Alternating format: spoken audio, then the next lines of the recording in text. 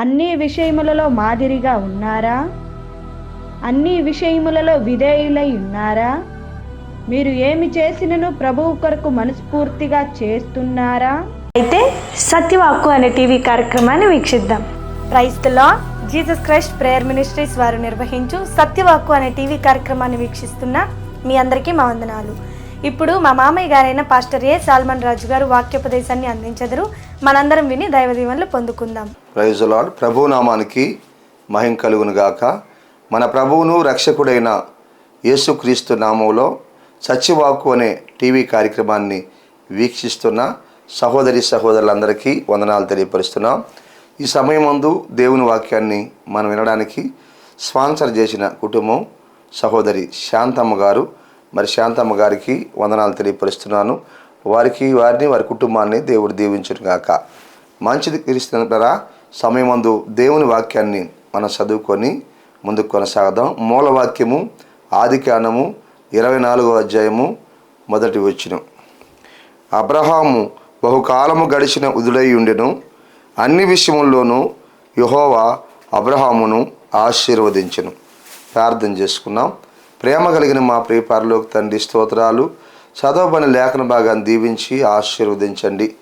ఈ వాక్యాన్ని వినబోతున్న ప్రతి బిడ్డకు వినగలిగిన చెవి, గ్రహించే జ్ఞానము, వాక్యానుసారమైన జీవితాన్ని దయచేయమని వేడుకుంటున్నా.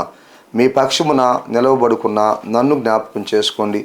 ఏ మాటలైతే మా అందరితో మీరు మాట్లాడాలి అని ఉద్దేశించున్నారో ప్రతి మాట నా హృదయంలో పెట్టి నోటి ద్వారా వినిపించండి.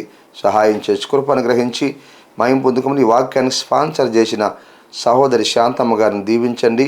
వారి కుటుంబాన్ని ఆశీర్వదించి బలపరచమని యేసు నామములు అడుగుతున్నాం తండ్రి. ఆమేన్. మంచిది ప్లరా. సమయమందు చదువుకున్నటువంటి ఈ లేఖన భాగం నుంచి మూలవాక్యం గతంలో కూడా మనం విన్నాము. దేవుడు అబ్రహాముని అన్ని విషయాల్లో ఆశీర్వదించాడు ప్లరా. అబ్రహాము దేవుని ద్వారా ఆశీర్వదించబడ్డాడు, దీవించబడ్డాడు, వర్ధిల్లాడు, అభివృద్ధిపరచబడ్డాడు. అదేవిధంగా ప్లరా మరి మనం కూడా ప్రభువుని అంగీకరించున్నాం, ఆయన బిడ్డలుగా కొనసాగుతున్నాం. మన జీవితాల్లో కూడా మరి దేవుని ఆశీర్వాదాన్ని మనం చూడగలగాలి, దీవెన మనం చూడగలగాలి. మరి చాలామంది చూడలేకపోతున్నారు అంటే కొన్ని కారణాలు మరి ఉంటూ ఉన్నాయి ప్లరా. గమనించండి. గతంలో మరి మొదటి భాగంలో మరి కొన్ని కారణాలు మనం చూసాం, 2 కారణాలు మనం చూసాం. ఈరోజు 2వ భాగాన్ని మనం ధ్యానం చేసుకున్నాం. మన జీవితాల్లో కూడా అన్ని విషయాల్లో మనము ఆశీర్వదించబడాలి, దీవించబడాలి అని అంటే మనం ఎలా ఉండాలో అంటే మరి దేవుని వాక్యాన్ని మనము చూద్దాం ప్లరా. మొట్టమొదటిగా ఆలోచించండి. మొదటి పాయింట్, అన్ని విషయముల్లో మాదిరి చూపించాలి. క్రైస్తవ జీవితంలో మనము ఆశీర్వదించబడాలి అంటే అన్ని విషయాల్లో మాదిరి చూపించాలి, మాదిరిగా మనం జీవించాలి. ఎందుకంటే ప్రభు యేసుక్రీస్తుల వారు ఒక మాదిరికరమైన జీవితాన్ని మనకి చూపించాడు. కనుక మనం ఆయన నమ్ముకున్న తర్వాత మనం కూడా ఒక మాదిరికరమైన జీవితాన్ని జీవించాలి. ఆ జీవితాన్ని అనేకులు చూడగలగాలి. మాదిరికరమైన జీవితాన్ని మనం జీవించాలి. సహోదరి సహోదరుడా, ఆలోచించి సమయంలో వాక్యం తెలియపరుస్తూ ఉంటుంది. మనము సంఘములో ఒక మాదిరికరమైన జీవితాన్ని జీవించాలి. మరి కుటుంబంలో ఒక మాదిరికరమైన జీవితాన్ని జీవించాలి. సమాజంలో ఒక మాదిరికరమైన జీవితాన్ని మనం జీవించాలి. క్రీస్తు మాదిరి మనకు చూపించాడు. మనం కూడా ఒక మాదిరికరమైన జీవితాన్ని ఎలా జీవించాలి, ఎలా బ్రతకాలి అని మరి సంఘానికి, కుటుంబానికి, లోకానికి మనము మరి జీవించి చూపించాలి. అది మొదటి పాయింట్ మనం చూద్దాం. మాదిరికరంగా అన్ని విషయాల్లో మాదిరి చూపించాలి. అన్ని విషయాల్లో గమనించండి. పరిశుద్ధమైన బైబిల్ గ్రంథంలో నుంచి రాయబడింది. అపోస్తుల కార్యముల గ్రంథము 20వ అధ్యాయము 33వ వచనం నుండి 35వ వచనం వరకు మనం చూడగలిగితే అపోస్తలుడైన పౌలు గారు మనకి ఇక్కడ కనిపిస్తాడు. ఆయన ఒక మాదిరికరమైన జీవితాన్ని జీవించి సంఘానికి ఇక్కడ చూపిస్తున్నాడు ప్లరా. సంఘానికి తెలియపరుస్తున్నాడు. ఒక మాదిరికరమైన జీవితాన్ని జీవిస్తున్నాడు. చూద్దాం. అక్కడ అంటాడు కొన్ని మాటలు మనం చూస్తే, ఎవని వెండినైనను బంగారమునైనను వస్త్రములనైనను ఆశింపలేదు. నా అవసరముల నిమిత్తమును నాతో ఉన్నవారి నిమిత్తమును ఈ నా చేతులు కష్టపడినవని మీకే తెలియను. మీరును ఇలాగా ప్రయాసపడి బలహీనులను సంరక్షించవాలని పుచ్చుకున్నటి కంటే ఇచ్చుట ధన్యము అని రాయబడింది. అపోస్తలుడైన పౌలు గారు సంఘానికి ఒక మాదిరికరమైనటువంటి జీవితాన్ని ఇక్కడ జీవించి చూపిస్తున్నాడు. చూసారా, గమనించండి పిల్లరా, ప్రభు ఒక మాదిరికరమైన జీవితాన్ని మనకి చూపించాడు. ఇక్కడ పౌలు గారు కూడా ఒక మాదిరికరమైన జీవితాన్ని జీవిస్తూ సంఘానికి కూడా దాన్ని నేర్పిస్తున్నాడు పిల్లరా. గమనించండి, మీరు కూడా ఇలా జీవించాలి అని సంఘానికి నేర్పిస్తున్నాడు. అవును పిల్లరా, ఈరోజు మనం కూడా నేర్చుకోవాలి. నేను, నువ్వు, మనందరం కూడా ఒక మాదిరికరమైన జీవితాన్ని జీవించాలి. ఏ విషయాల్లో? ప్రతి విషయంలో మనం మాదిరి చూపించాలి పిల్లరా. గమనించండి, అందుకే మరి అన్ని విషయంలో మనం ఎలా ఉండాలి అన్న అంశంలో నుంచి మనం ఈరోజు రెండో భాగాన్ని ధ్యానం చేసుకుంటున్నాం. ఎలా ఉండాలి అంటే అన్ని విషయాల్లో మాదిరి చూపించాలి. గమనించండి, అందుకే పౌలు గారు అంటున్నాడు, ఏమంటున్నాడంటే, ఎవరిని వెండినైనను బంగారమునైనను వస్త్రములనైనను నేను ఆశింపలేదు అంటున్నాడు. గమనించండి, చూసారా, మనకి ఏం అర్థమవుతుంది? అక్కడ సేవకుడు ఏం చెబుతున్నాడు అంటే, ఇంకొకరి సొమ్ముని, ఇంకొకరి సొత్తును ఆయన ఆశించలేదు. ఎవరు వెండినైనా కానీ, ఎవరు బంగారైనా, ఎవరు వస్త్రాలైనా, ఎవరు ధనాన్నైనా కానీ ఆయన ఆశించలేదు బరా. గమనించండి, వాక్యం వింటున్నటువంటి సహోదరి సహోదరుడా, ఇంకొకరు సొత్తు మీద ఆయన ఆధారపడలేదు, ఆశపడలేదు. కేవలం దేవుని మీదనే ఆయన ఆధారపడి పరిచర్యను జరిగిస్తున్నాడు, సేవను జరిగిస్తున్నాడు, సువార్తను జరిగిస్తున్నాడు. మనుషుల మీద ఆధారపడలేదు, మనుషులు ధనం మీద ఆధారపడలేదు, మనుషులు డబ్బు మీద ఆధారపడలేదు, మనుషులు ఎండి బంగారాల మీద ఆధారపడలేదు, మనుషులు ఇచ్చే వస్త్రాల మీద ఆధారపడలేదు. ఇంకొకరి సొత్తును ఆధారపడకుండా ఆయన కేవలం దేవుని మీదనే ఆధారపడుతూ మరి సేవలో ముందుకు కొనసాగుతున్నాడు, మరి సంఘంలో ముందుకు కొనసాగుతున్నాడు పిల్లరా, సమాజంలో ముందుకి కొనసాగుతున్నాడు పిల్లరా. ఈ వాక్యము ద్వారా, వాక్యం వింటున్న దేవుని బిడ్డ, మనం నేర్చుకోవచ్చింది ఏంటంటే, మన జీవితాల్లో కూడా ఇంకొకరి మీద మనం ఆధారపడకూడదు.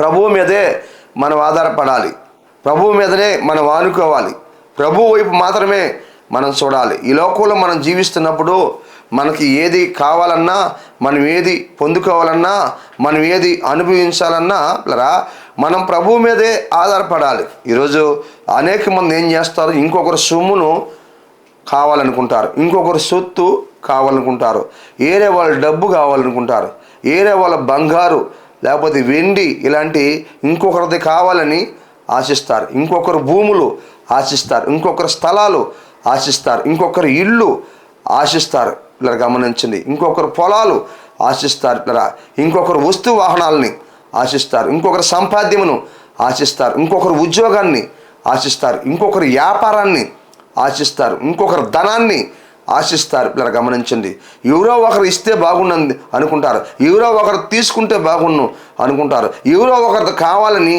అడుగుతుంటారు. ఇలా గమనించండి, ఈ వాక్యములో ఏమి నేర్చుకుంటున్నాం మనం పౌలు గారి దగ్గర నుంచి అంటే, పిల్లరా గమనించండి, ఆయన ఇంకొకరు సొమ్ము ఆశించలేదు. నిజమైనటువంటి క్రైస్తవుడు, క్రైస్తవురాలు, దేవుని బిడ్డ ఇంకొకరు సొత్తును ఆశించరు, ఇంకొకరు సొమ్మును ఆశించరు. ఈరోజు ఏం జరుగుతుంది? ఆస్తుల కాడ ఏం జరుగుతుంది? ఎండి బంగారాల కాడ ఏం జరుగుతుంది? మరి పొలాల కాడ, స్థలాల కాడ, డబ్బు కాడ పిల్లరా ఆలోచించేయండి, గమనించండి ఏం జరుగుతూ ఉంది ఈ రోజుల్లో. అంటే మనుషుల మధ్యలో మనశ్శార్థులు చేస్తున్నాయి, మనుషుల మధ్యలో భేదాలు చేస్తున్నాయి, మనుషుల మధ్యలో కక్షలు వస్తున్నాయి. క్రీస్తునందు ప్రియ దేవుని బిడ్డలారా గమనించండి, ఈ రీతిగా మరి ఇడిపోతున్నారు, ఈ రీతిగా మరి చాలా సమస్యల్లోకి వెళ్ళిపోతున్నారు. కారణము ఏమిటి అని మనం ఆలోచన చేస్తే, ఇంకొకరు దాచిస్తున్నారు, ఎవరో ఒకరు ఉచితంగా కావాలనుకుంటున్నారు, ఎవరో ఒకరు సొమ్మును కావాలనుకుంటున్నారు, ఎవరో ఒక సొమ్మును దోచుకోవాలి అనుకుంటున్నారు. ఈరోజు చాలామంది వాక్యం వింటున్న సహోదరి సహోదరుడా, నువ్వు నిజమైన క్రైస్తవుడివి, క్రైస్తవురాలు అయితే, నువ్వు నిజమైన దేవుని బిడ్డవైతే ఇంకొకరి సొమ్మును నువ్వు ఆశించవు, ఇంకొకరి సొత్తును నువ్వు ఆశించవు, ఇంకొకరిది నువ్వు పట్టుకోవాలి, ఇంకొకరిది దోచుకోవాలి, ఇంకొకరిది కావాలి అనుకో. ఇదే మాదిరికరమైన జీవితం. రెండో విషయం అక్కడ ఆయన అంటున్నాడు, మనం బాగా ఆలోచన చేస్తే క్రీస్తునందు దేవుని మీద ఆధారపడడం నేర్చుకున్నాడు. ఆయన దేవుని మీద ఆధారపడమని సంఘానికి కూడా చెప్తున్నాడు. ఎవరి మీద ఆధారపడలేదు. నీ జీవితం నా జీవితంలో కూడా మనం ప్రభువు మీద ఆధారపడాలి. ఏది కావాలన్నా ప్రభువు మీద ఆధారపడాలి, కానీ మనుషుల మీద మనం ఆధారపడకూడదు. బంధువుల మీద మనం ఆధారపడకూడదు. రక్త సంబంధుల మీద మనం ఆధారపడకూడదు. వారి మీద ఆధారపడకూడదు. వారి సొత్తు మీద మనం ఆధారపడకూడదు. కేవలం ప్రభువు మీద మాత్రమే మనం ఆధారపడాలి. రెండో మాట చెప్తున్నాడు, నా అవసరముల నిమిత్తమును నాతో ఉన్నవారి నిమిత్తమును ఈ నా చేతులు కష్టపడినవని మీకే తెలియను. గమనించండి, మరి పౌలు గారు సువార్త పరిచర్యలో ముందు కొనసాగుతున్నప్పుడు, సంఘాలు కడుతూ ముందు కొనసాగుతున్నప్పుడు, సువార్త చేస్తా సంఘాలు కడుతూ ముందు కొనసాగుతున్నప్పుడు, వాక్య పరిచర్య జరిగిస్తూ ముందుకు కొనసాగుతున్నప్పుడు ఆయనతో కూడా ఇంకా కొంతమంది సహోదరులు ఉన్నారు పిల్లరా. ఇంకా ఆయనతో కూడా కొంతమంది విశ్వాసులు ఆయనతో కూడా సహకారులుగా ఉంటూ ఉన్నారు పిల్లరా.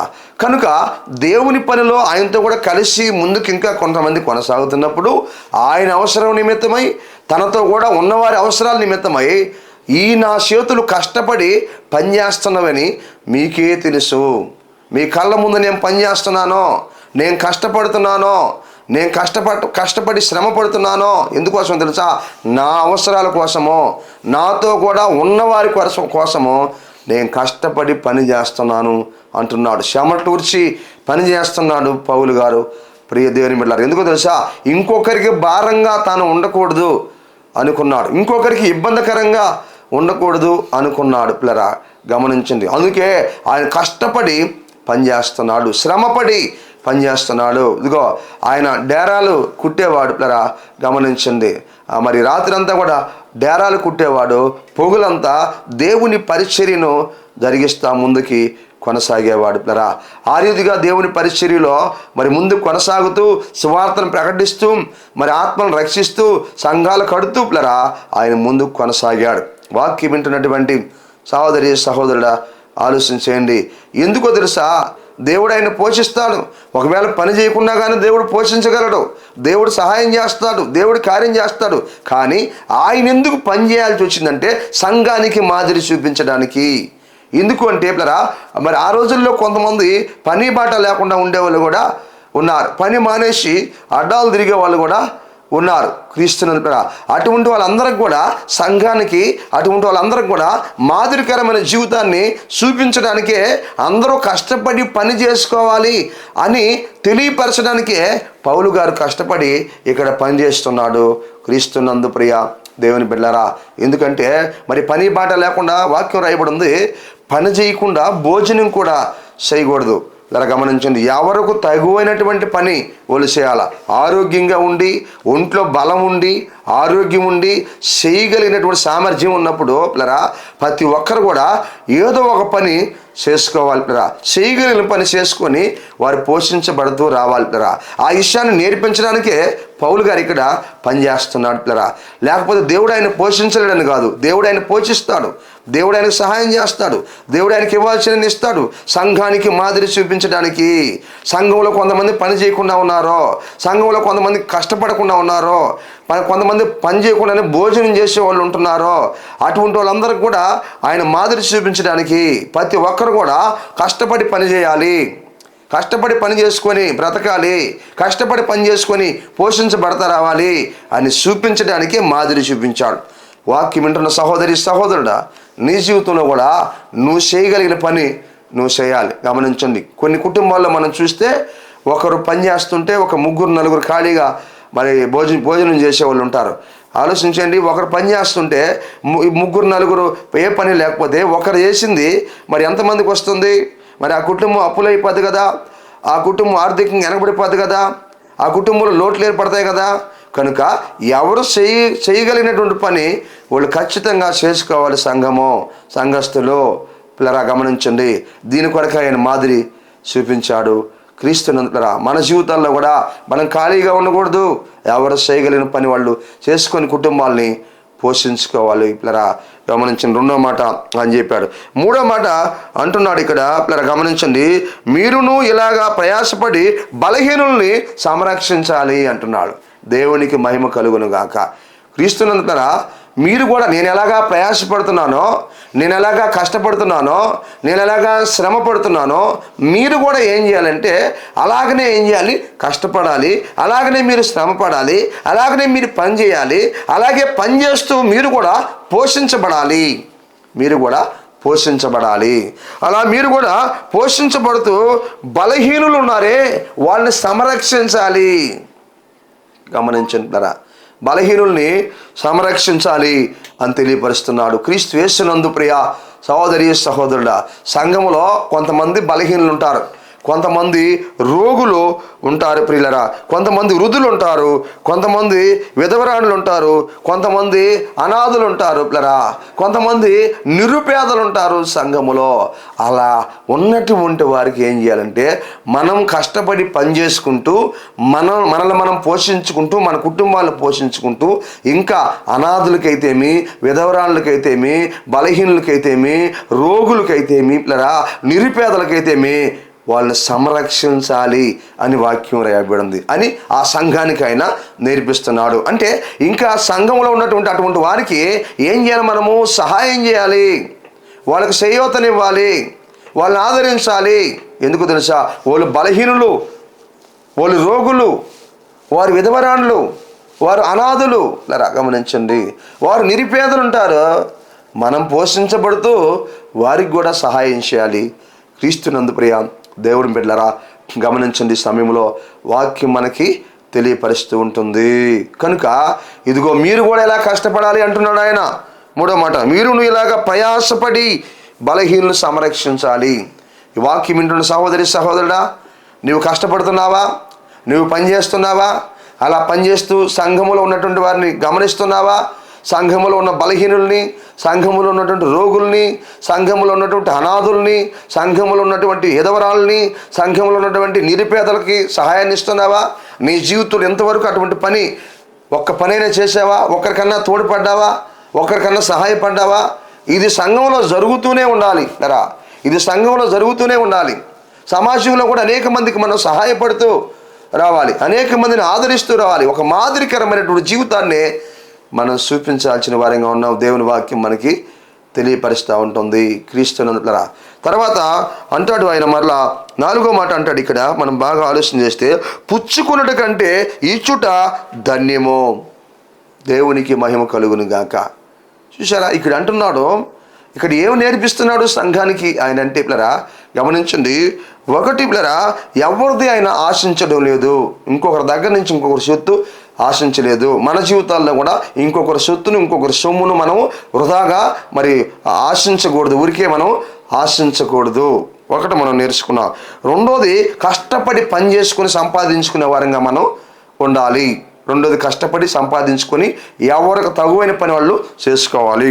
మూడోదిగా, అలా సంపాదించుకొని మనం పోషించబడతా మరి ఇంకా రోగులు, బలహీనులు, అనాథులు, ఎదవరాలు ఉన్నారు కదా, వాళ్ళు సంరక్షించాలి, అంటే వాళ్ళకి సహాయం చేయాలి.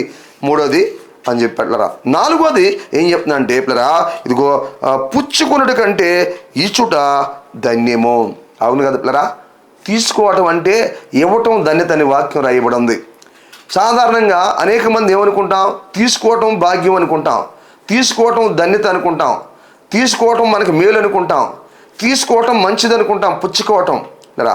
అయితే వాక్యం చెప్తుంది, పుచ్చుకునే దానికంటే ఇచ్చుట ధన్యత. ప్రియ దేవుని బిడ్డలారా, గమనించండి. మనం ఆశిస్తూ ఉంటాం, మనం కోరుకుంటూ ఉంటాం, మనకి ఎవరో ఏదో ఒకటి ఇవ్వాలనుకుంటూ ఉంటాం, మనం ఇస్తే తీసుకోవాలి అని మనం అనుకుంటుంటాం. పిల్లరా గమనించండి, ఆలోచించండి. మన ఆలోచనలకి దేవుని యొక్క వాక్యానికి ఎంత వ్యత్యాసం ఉన్నదో చూడండి. పిల్లరా, ఇదిగో పుచ్చుకోవటం కాదు, ఇవ్వటం ధన్యత అని వాక్యం రాయబడింది. నేను, నువ్వు, మనందరము అనేకులకు ఇచ్చేవరంగా ఉండాలి, గుప్పిలి ఇప్పేవరంగా ఉండాలి, హృదయాన్ని ఇప్పేవరంగా ఉండాలి, ధారాళంగా ఇచ్చేవరంగా మనం ఉండాలి. క్రీస్తునందుకు గమనించండి. తీసుకోవటం ధన్యత అనుకుంటున్నావేమో దేవుని బిడ్డ, తీసుకోవటం మేలు అనుకుంటున్నావే నువ్వు, పుచ్చుకోవటం కాదు మేలు.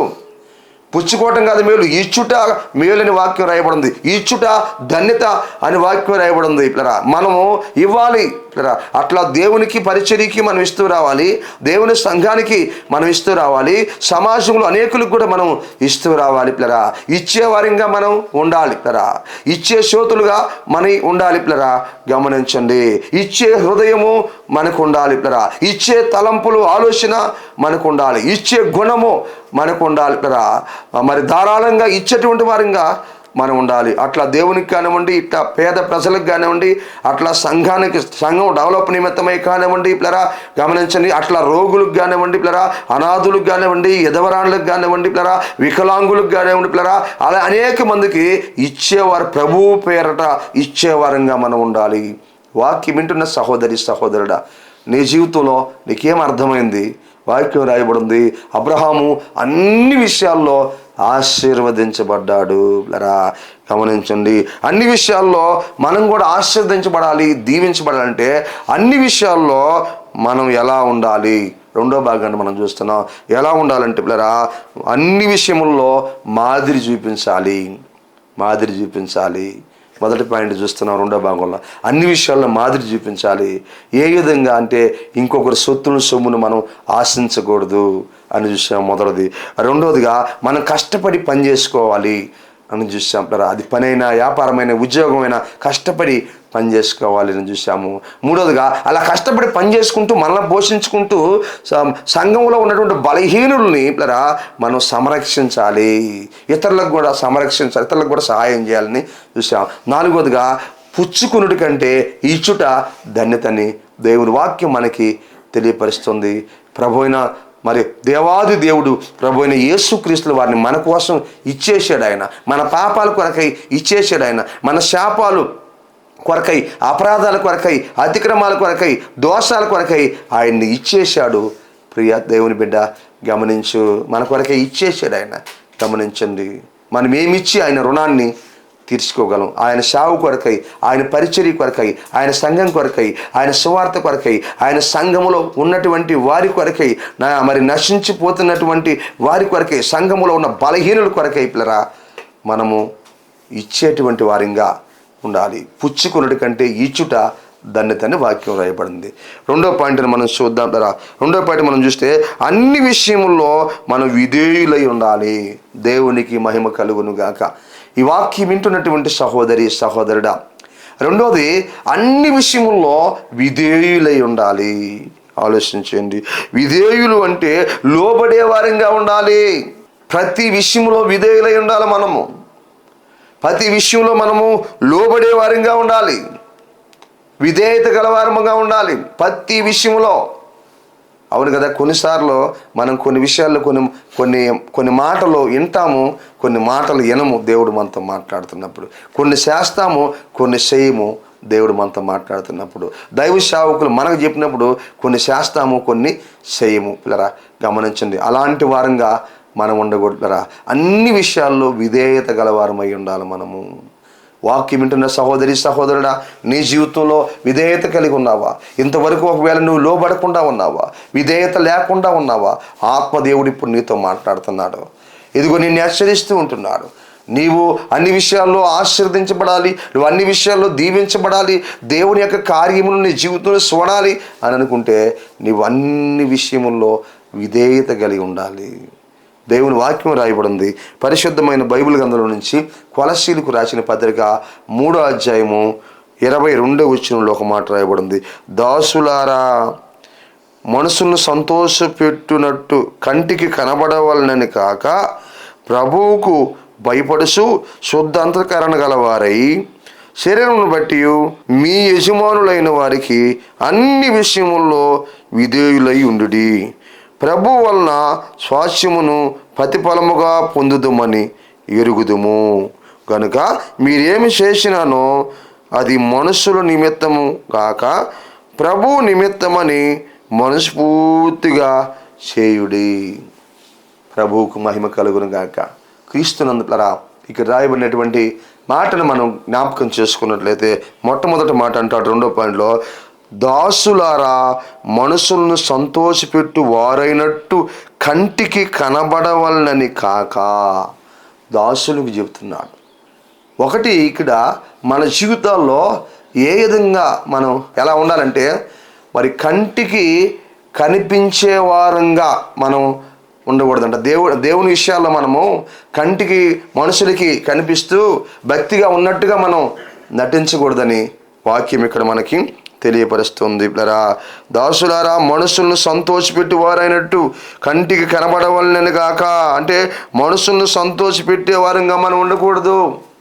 ఏదో కంటికి మనుషులకి మంచిగా కనిపించినట్టుగా, కంటికి మనుషులకి భక్తిగా కనిపించినట్టుగా, కంటికి మనుషులకి యథార్థంగా కనిపించినట్టుగా, కంటికి మనుషులకి నీతిగా కనిపించినట్టుగా, కంటికి కనబడడానికి విశ్వాసంగా ఉన్నట్టుగా అలా కనిపించకూడదట క్రీస్తునందు పిల్లరా. మనము అదే కదా, ఈ రోజుల్లో చాలామంది వారిలో భక్తి లేకపోయినా, వారిలో యథార్థత లేకపోయినా, వారిలో మంచి జీవితము, మంచి సాక్ష్యం, మంచి ఆలోచనలు లేకపోయినా కొన్నిసార్లు ఏ విధంగా కనిపిస్తారు మనుషులకి అంటే పిల్లరా, కంటికి చూడడానికి బాగా భక్తిగా ఉన్నట్టుగా కనిపిస్తారు, కంటికి యథార్థంగా ఉన్నట్టుగా కనిపిస్తారు, కంటికి నీట్గా ఉన్నట్టుగా కనిపిస్తారు, కంటికి విశ్వాసంగా బ్రతుకుతున్నట్టుగా కనిపిస్తారు పిల్లరా. అలా మనుషులను భ్రమ పెడతా వస్తారు, మనుషులకు అలా కనిపిస్తూ వస్తారు, మనుషుల ముందు అలా నటిస్తూ వస్తారు. క్రీస్తునందు పిల్లరా, ప్రతి రహస్య జీవితాన్ని దేవుడు చూస్తున్నాడన్న సంగతే మర్చిపోకూడదు. మన జీవితాల్లో నేను నువ్వు క్రీస్తునందు ప్రియ దేవుని బిడ్డలు గమనించండి. కంటికి కనిపిస్తా మనుషులను సంతోష పెడతా వస్తారు, కొంతమంది భక్తిగా ఉన్నట్టుగానే నటిస్తూ వస్తారు పిల్లరా. ఆలోచించేయండి, మంచిగా బ్రతుకుతున్నట్టుగానే నటిస్తూ వస్తారు. చూసారా, రేపు మోసపోతాం. అలాగా మనం ఉండకూడదు పిల్లరా. గమనించండి, వాక్యం తెలియపరుస్తూ ఉంటుంది. గమనించండి, మనసులో ఒకటి పెట్టుకొని పైకి ఒక జీవితాన్ని జీవించకూడదు. ఆలోచన ఒకటి ఉండి పైకి నటిస్తూ బ్రతకూడదు. మన జీవితాల్లో గమనించండి, ఇక్కడ రాయబడిన మాట ప్రకారంగా ఆ రీతిగా వాక్యము రాయబడింది. కొంతమంది చూడండి, పైకి మంచిగానే మరి వందనాలు చెప్పినట్టుగానే ఉంటారు. ఆలోచించండి, లోపల చూసారు, గమనించండి, మరి ఎంతో వారి హృదయం దేవునికి దూరంగా ఉంటుంది, భక్తికి దూరంగా ఉంటుంది, విశ్వాసానికి దూరంగా ఉంటుంది, నీతికి దూరంగా ఉంటుంది పిల్లరా, యథార్థతకి దూరంగా ఉంటుంది వారి యొక్క హృదయము. మరి కంటికి మాత్రం పిల్లరా ఇదిగో నవ్వుతూ వందనాలు చెప్తూ ఉంటారు.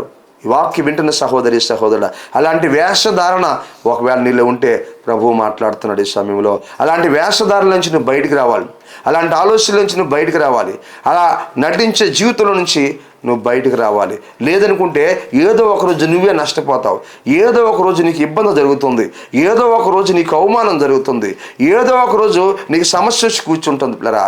గమనించండి, నటన అనేది ఏదో ఒకరోజు బయటపడిపోతుంటుంది, భక్తిహీనత ఏదో ఒకరోజు బయటపడిపోతుంటుంది పిల్లరా.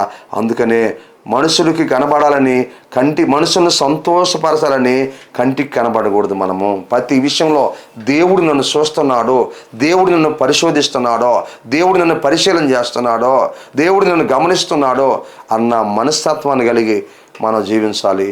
దేవుని వాక్యం తెలియపరుస్తుంది. రెండో విషయం అక్కడ రాయబడింది, ప్రభువుకు భయపడుచు శుద్ధ అంతఃకరణ గలవారై ఉండాలని వాక్యం రాయబడింది. అంటే ప్రభువుకు భయపడుతూ, ఆ మాట అర్థం ఏంటంటే ప్రభువుకు భయపడుతూ శుద్ధ హృదయం లేకపోతే శుద్ధ హృదయం గలవారై ఉండాలి క్రీస్తునందు పిల్లరా. గమనించండి, వాక్యం వింటున్నటువంటి సహోదరి సహోదరుడా ఆలోచించు. ప్రభువుకు భయపడాలి, ప్రభువుకు భయపడుతూ శుద్ధ హృదయం గలవారమై మనం ఉండాలి, మంచి హృదయం గలవారమై మనం ఉండాలి. వాక్యం తెలియపరుస్తుంది. ప్రభువుకు భయపడాలి, మనుషులను పెడుతూ మనం నటిస్తూ జీవించకూడదు. ప్రభువు ఒక ఆయన చూస్తున్నాడు, ప్రభువు ఒక ఆయన గమనిస్తున్నాడు, మరి నా యొక్క జీవితాన్ని ఆయన చూస్తున్నాడు, నా నడక ఆయన చూస్తున్నాడు, నా పడక ఆయన చూస్తున్నాడు, నా ఆలోచన ఆయన చూస్తున్నాడు, నా మాటలు ఆయన చూస్తున్నాడు, నా చూపులు ఆయన చూస్తున్నాడు, నా పనులు క్రియలు ఆయన చూస్తున్నాడు, నా నడవడిక ఆయన చూస్తున్నాడు, నేను కూర్చునేది లేచేది అంతా ఆయన చూస్తున్నాడని ప్రభువుకు భయపడుతూ శుద్ధ హృదయము గలవారమై మనం జీవించాలి, మంచి హృదయము గలవారమై మనం జీవించాల్సిన వారంగా ఉన్నాం. హృదయంలో పగ ఉండకూడదు, హృదయంలో పంతం ఉండకూడదు, హృదయంలో అసూయ ఉండకూడదు, హృదయంలో గర్వం ఉండకూడదు, హృదయంలో మదమత్సరాలు ఉండకూడదు, హృదయంలో కుళ్ళు ఉండకూడదు పిల్లరా, హృదయంలో కుతంత్రాలు ఉండకూడదు పిల్లరా.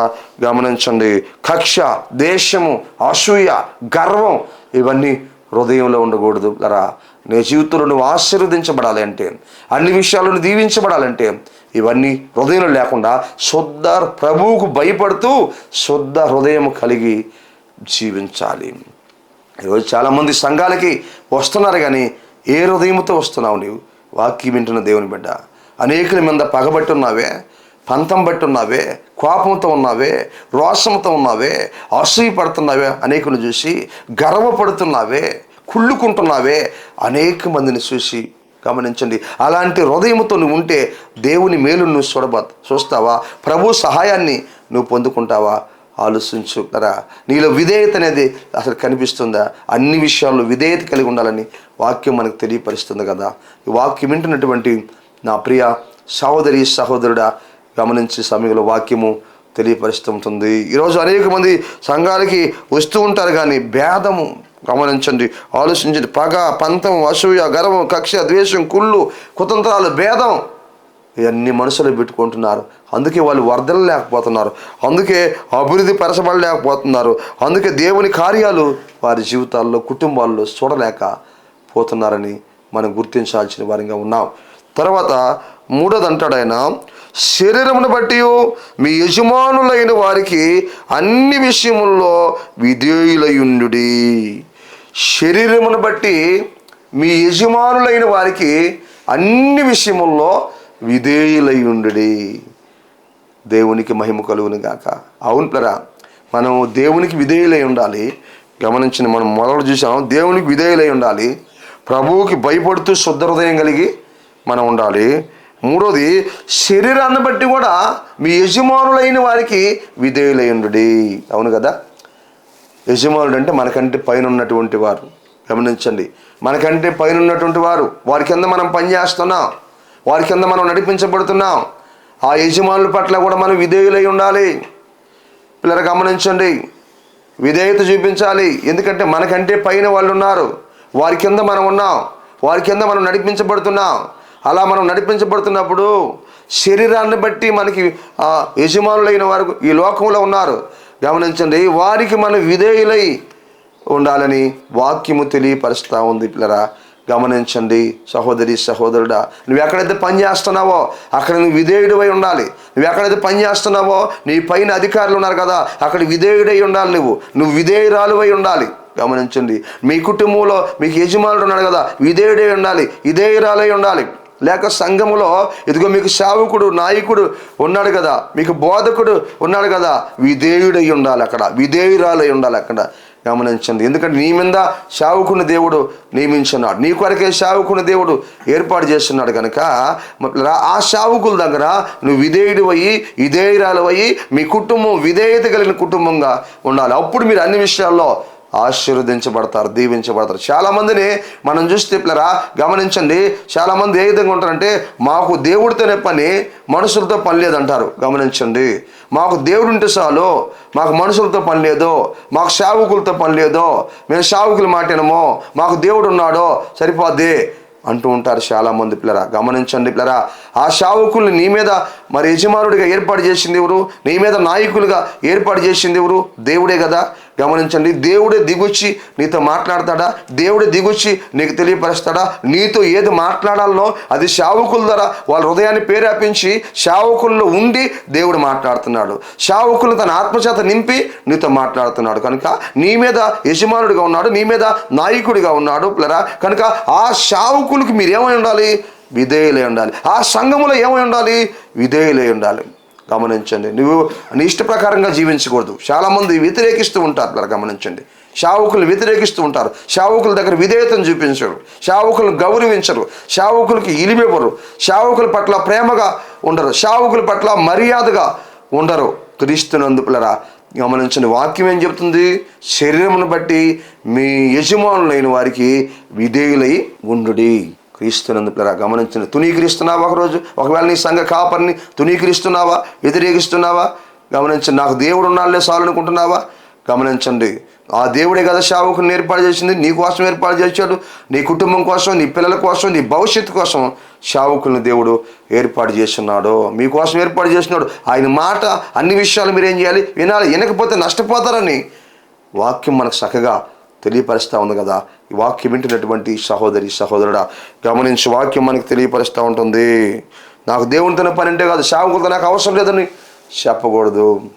ప్రభు ఏమన్నాడు ఒకసారి, నీ కంటికి కనిపించే నీ సహోదరుణ్ణి నువ్వు ప్రేమించకపోతే నీ కంటికి కనిపించని నన్ను ఎలా నువ్వు ప్రేమిస్తున్నావు అంటాడు. గమనించండి, నన్ను నువ్వు ప్రేమించలేవు, అంత అబద్ధం అంటాడు ప్రభు. గమనించండి పిల్లరా, నీ కళ్ళ ముందున్నటువంటి వారిని నువ్వు ప్రేమించగలగాలి. ఆలోచించు, వాళ్ళ పట్ల నువ్వు విధేయతను చూపించాలి.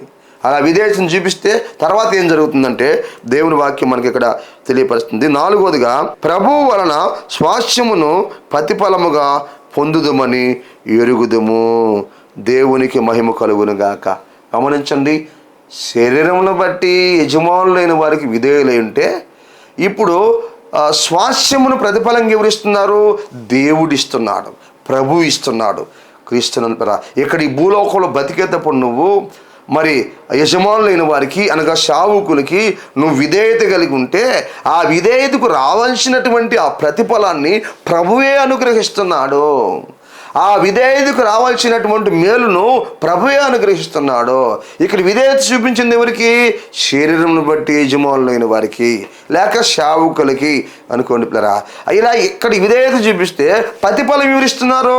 పరలోకం నుంచి ప్రభు ప్రతిఫలం ఇస్తున్నాడు, పరలోకం నుంచి ప్రభు సహాయం చేస్తున్నాడు, పరలోకం నుంచి ప్రభు తన కార్యాన్ని జరిగిస్తున్నాడు. పిల్లరా, ఇక్కడ విధేయులై ఉంటే అక్కడి నుంచి సహాయం వస్తుంది, ఇక్కడ విధేయులై ఉంటే పరలోకం నుంచి నీకు సహాయం వస్తుంది. ఈ భూలోకంలో నువ్వు ఉండగానే ఆ మేలుని నువ్వు పొందుకుంటావు, ఆ సహాయాన్ని నువ్వు పొందుకుంటావు. క్రీస్తునందు ప్రియ దేవుని బిడ్డలారా గమనించండి. అందుకే సంబంధం ఆడబెట్టినాడు దేవుడు, లింక్ ఎక్కడుంది అని మనం ఆలోచన చేస్తే ఇక్కడ సేవకులు అయినటువంటి యజమానులు అయినటువంటి సేవకులకు విధేయత మనం చూపిస్తే ఆ విధేయతకి రావాల్సిన ప్రతిఫలము ప్రభు పరలోకం నుంచి మనకు ఇస్తున్నాడు, పరలోకం నుంచి మనకు అనుగ్రహిస్తున్నాడు. దానిని మనం పొందుకుంటాం, దానిని మనము అనుభవిస్తామని వాక్య భాగం మనకి ఇక్కడ చక్కగా తెలియపరుస్తూ ఉంది. క్రీస్తునంతరా తర్వాత 5వ విషయం చెప్తున్నాడు ఇక్కడ, మీరేమి చేసినానో మనుషుల నిమిత్తము గాక ప్రభు నిమిత్తమని మనస్ఫూర్తిగా చేయుడి, దేవునికి మహిమ కలుగును గాక. మనం ఏం చేసినా ఇది మనుషులకు చేస్తున్నామని అనుకోకూడదు పిల్లరా. గమనించండి, అది ప్రభువుకి చేస్తున్నాం అని చెప్పి మనస్ఫూర్తిగా చేయాలి. మనము అన్ని విషయంలో మనం విధేయులై ఉండాలి. మనం ఏది చేసినా అది మనుషులకు చేస్తున్నాం అనుకోకూడదు. అది మనుషులకు చేస్తున్నాం అనుకుంటే నిష్ఫలమైపోద్ది, నిష్ప్రయోజనమైపోద్ది. మనం ఏం చేసినా అది ప్రభువుకు చేస్తున్నామని మనస్ఫూర్తిగా చేయాలి. గమనించండి, ఈరోజు ఇలాంటి స్వభావము ఇలాంటి ఆలోచన చాలా మందిలో తక్కువైపోయింది. క్రీస్తునందు పిల్లరా, చాలామంది మరి ఏదైనా చేసినప్పుడు అనుకుంటున్నారు ఒక కానుక చర్చిలోకి వచ్చి లేకపోతే ఆరాధనకు వచ్చి ఒక కానుక ఇస్తే ఈ కానుక పాస్టర్ గారికి పోతుంది కదా, ఇది పాస్టర్ గారు తీసుకుంటున్నాడు కదా అనుకుంటున్నారు. కానీ ఇది ప్రభువుకి చెందుతుంది. ఇది ప్రభు సేవలో మనం విత్తుతున్నటువంటి విత్తనాలు ఇవి, ప్రభు యొక్క పరిచర్యలో మనం విత్తుతున్నటువంటి విత్తనాలు ఇవి, సంఘములో విత్తుతున్నటువంటి విత్తనాలు ఇవి. ఈ పంటను మరి మనం కోసుకుంటాము, ప్రభు మనకిస్తాడు అని చాలామంది గ్రహించలేకపోతున్నట్లరా. ఒక కానుక ఇవ్వాలన్నా కానీ ఇచ్చినా కానీ అది పాస్టర్ గారు తీసుకుంటున్నాడు అన్న భావంతో ఉన్నారు, కానీ అన్న ఆలోచనతో ఉన్నారు. కానీ ఇది ప్రభు సేవలో మేము ఇస్తున్నాము, ప్రభు పరిచర్యలో మేము ఇస్తున్నాము, ఇది ప్రభు లెక్కలేకపోతుంది, ఇది ప్రభు సంఘంలో మేము ఎత్తుతున్నాము, ఇది దేవునికి ప్రభుకే ఇది చెల్లుతుంది, ప్రభు దీన్ని అంగీకరిస్తున్నాడు, దీనికి ప్రతిఫలం ప్రభు ఇస్తాడు అని భావించాలరా. ఈరోజు మనస్ఫూర్తిగా ఎందుకు అనేక మంది ఉండలేకపోతున్నారు అంటే ఇదిగో ఇక్కడే ప్రాబ్లం అవుతా ఉంది. గమనించండి, ఏది చేసినా అది మనుషులకు చేస్తున్నాం అనుకోవద్దు అంటున్నాడు ఇక్కడ వాక్యములో. అది ప్రభువుకు చేస్తున్నామని మనం మనస్ఫూర్తిగా చేయాలి. వాక్యం వింటున్న సహోదరి సహోదరుడా గమనించండి, ఆలోచించేయండి. అవును కదా, మనం ఏదైనా ఒక చిన్న కానుక ఇచ్చినా ఇది పాస్టర్ గారికి ఇచ్చామంటాం, ఇది పాస్టర్ అమ్మ గారికి ఇచ్చామంటాం. గమనించండి, లేకపోతే ఇంకేదైనా ఇస్తే ఇది వాళ్ళకి ఇచ్చాం, ఇది వీళ్ళకి ఇచ్చాం అనుకుంటాం. పిల్లరా, నువ్వు ప్రభువు పేరుతో ఏది విత్తుతున్నావో అది పిల్లరా ఆయన పొలంలో విత్తుతున్నావు, ఆయన సంఘములో విత్తుతున్నావు. అది విత్తనం రూపంలో అది ఆ సంఘం అనే పొలంలో పడి అది మొలిసి అది ఎదిగి దాని పంటను మనకిస్తుందని మనం గ్రహించాల్సిన వారంగా ఉన్నాం. ఈరోజు ఎందుకు అనేక మంది అట్లా ఉంటున్నారంటే పిల్లరా, ఇదిగో మనస్ఫూర్తిగా మరి ముందుకు రాలేకపోతున్నారంటే పిల్లరా, మనుషులకి ఇస్తున్నా, మనుషులకు చేస్తున్నా అనుకుంటున్నారు. అందుకనే హృదయాలు కఠినపరుచుకుంటున్నారు పిల్లరా. అందుకనే ఆర్థికమైన ఇబ్బందుల్లో కూడా ఇంకా ఉంటున్నారు. అందుకని ఇంకా లోటుల్లో ఉంటున్నారు. అందుకని ఇంకా కొదువులు కొరతలతో ఉంటున్నారు అని మనం గ్రహించాల్సినటువంటి వారిగా ఉన్నాం ఈ సమయంలో. నువ్వేది చేసినా ప్రభు పేరట అది ప్రభువుకు చేస్తున్నామని గుర్తించాలి, గ్రహించాలి, గమనించాలి. వాక్యం వింటున్న సహోదరి సహోదరులరా, ఇది మనుషులకి ఇస్తున్నాము అనుకోకూడదు. కొందరు అట్లాగా అనుకొని వెనకబడిపోతున్నారు, కొందరు అలా అనుకొని దిగజారిపోతున్నారు, కొందరు అలా అనుకొని కఠినమైనటువంటి హృదయాలు కలిగినటువంటి వారిగా ఉంటున్నారు. లరా గమనించండి, నువ్వేది చేసినా అది ప్రభువుకు చేస్తున్నావు. మనస్ఫూర్తిగా చేయి, ఇష్టపూర్వకంగా చేయి. లరా గొనుక్కుంటా సనుక్కుంటా అస్సలు ఇవ్వకూడదు మనం మరి దేవునికి. లరా బాధపడతా పిరికితనంతో పిసనారతనంతో గొనుక్కుంటా సనుక్కుంటా బాధపడతా అస్సలు ఇవ్వకూడదు. అది అసలు అంగీకారమే కాదు పిల్లరా, అది బూడిదలో పోసినట్టే అయిపోద్ది. క్రీస్తునందు ద్వారా మనస్ఫూర్తిగా ఇవ్వాలి. ఇది ప్రభువుకు చేస్తున్నామని చెప్పి ఇవ్వాలి. ఇది ప్రభు పరిచర్యకు చేస్తున్నామని ఇవ్వాలి. ఇది ప్రభు సంఘానికి చేస్తున్నామని ఇవ్వాలి. ఇది ప్రభు పేరుతో చేస్తున్నామని మనం చేసినప్పుడు అది మనకు ఆశీర్వాదకరంగా మార్చబడుతుంది. సహోదరి సహోదరుడా, అందుకే పిల్లరా, అబ్రహాము అన్ని విషయముల్లో ఆశీర్వదించబడ్డాడు, దీవించబడ్డాడు. సహోదరి సహోదరుడా, మన జీవితాల్లో కూడా అలా చేయాలి అంటే పిల్లరా వాక్యం రాయబడింది. అలా మనం కూడా దీవించబడాలి, ఆశీర్వదించబడాలంటే మరి వాక్యం రాయబడింది పిల్లరా. ఇదిగో మనం చూస్తున్నాం అన్ని విషయంలో మనం ఎలా ఉండాలి. రెండో భాగాన్ని మనం చూసాం. ఒకటి పిల్లరా, అన్ని విషయంలో మాదిరి చూపించాలి. ఎవరు చూపించారు? పౌలు గారు చూపించాడు అక్కడ మాదిరి. పిల్లరా సంఘానికి చూపించాడు మాదిరి. సంఘాన్ని కూడా మాదిరి చూపించమని చెబుతున్నాడు. పిల్లరా అక్కడ కొన్ని విషయాల్ని మనం చూసాం. ప్రియ సహోదరి సహోదరులారా గమనించండి, ఎవరిదైనా ఆశించలేదు. ఒకటి కష్టపడి పనిచేస్తున్నాడు. మనం కూడా ఇంకొకరి సొత్తు ఆశించకూడదు, కష్టపడి పని చేసుకోవాలి. పిల్లరా అలాగనే మనం పోషించబడుతూ ఇంకొకరికి మనం సహాయం చేసే వాళ్ళం ఉండాలి. పుచ్చుకున్నటి కంటే ఇచ్చుడు ధన్యత అని చూసాం మొదటి పాయింట్లో. రెండోది అన్ని విషయాల్లో విధేయులై ఉండాలి. అనగా పిల్లరా ఇదిగో కంటికి కనిపించడానికి పిల్లరా ఇదిగో మనం మనసును సంతోషపెట్టే వరంగా మనం ఉండకూడదు. నిజమైన భక్తిని చేయాలి. అలాగనే దేవునికి ప్రభువుకు భయపడుతూ శుద్ధ హృదయం గలవారమై ఉండాలి. అలాగనే శరీరమును బట్టి మీ యజమానులైన వారికి విధేయులై ఉండాలి. సేవకుల పట్ల కూడా విధేయత కలిగి ఉండాలి. అలాగనే మరి ప్రభు ఏం చేస్తాడు? మనకి ప్రతిఫలాన్ని అనుగ్రహిస్తాడు.